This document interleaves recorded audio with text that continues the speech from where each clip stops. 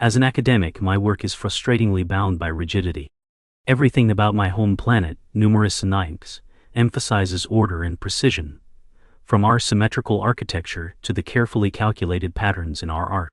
So, imagine my bewilderment when appointed as co-chair of the Intergalactic Cultural Artifact Study, where I would learn about a most perplexing species: humans. My cohort for this project, a rather enthusiastic individual named Zixlo from the planet Vortexus, had been equally puzzled and curious when the Council handed us a collection of human artifacts. Our mission? To decode their significance and report back what absurd lessons they could teach us. The first item laid before us was known as a selfie stick. It was a peculiar contraption with a hinged arm designed to hold a small device at an angle. I pondered aloud, perhaps some form of defensive mechanism, allowing humans to protect themselves from a distance. Zixlo twitched his thickly brows in disagreement, shaking his multifaceted head. Their literature implies these selfies are an artistic creation. It's asserted they capture the essence of individualism peculiar to human culture.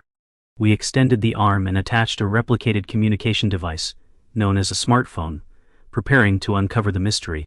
The device's screen rapidly flooded with images of humans, making exaggerated facial expressions. One preview startled us. A man grimacing as if he'd bitten something unpleasant.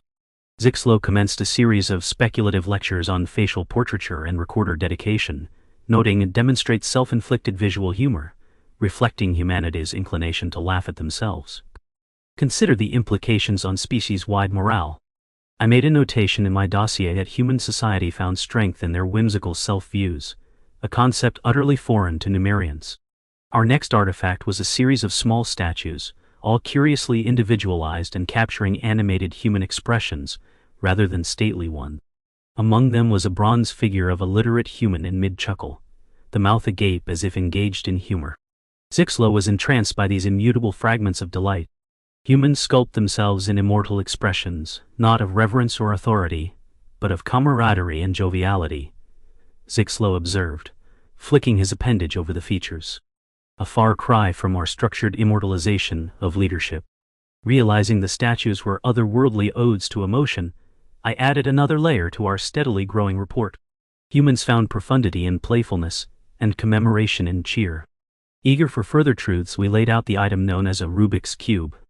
Vibrantly colored and perplexingly complex, it offended my Numerian sensibilities of predictability. Zixlo was quick to identify its purpose. It's a puzzle cube, aimed to test deductive reasoning. Upon Zixlo's demonstration, wherein he twisted the colorful squares ineffectively, I sought literature to decode its method.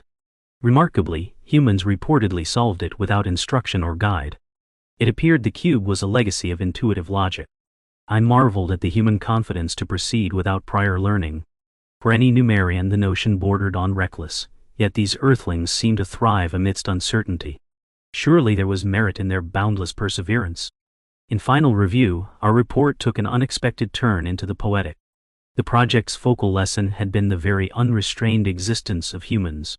Their bravado in action, ability to adapt in the absence of clear direction, and candid humor scattered throughout life's tribulations. The presentation to the council was met with initial skeptical glances. Yet Zixlo's passionate exposition, layered with snippets of humans performing the unfamiliar, swayed even the most stringent critics. One could almost hear the gasps as the carvings brought stoic Numerians into guffaw. Suddenly, our entire assembly was abuzz with questions and intrigue. Could Numerian art broaden? Might learning embrace chaos? Should immortality capture mirth? The questions trickled forth like the luminescent rivers of Numerous 9 itself.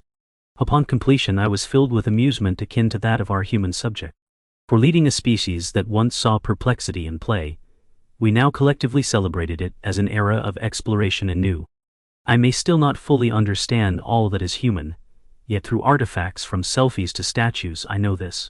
Their unconventional genius shines through in every unforeseen laugh.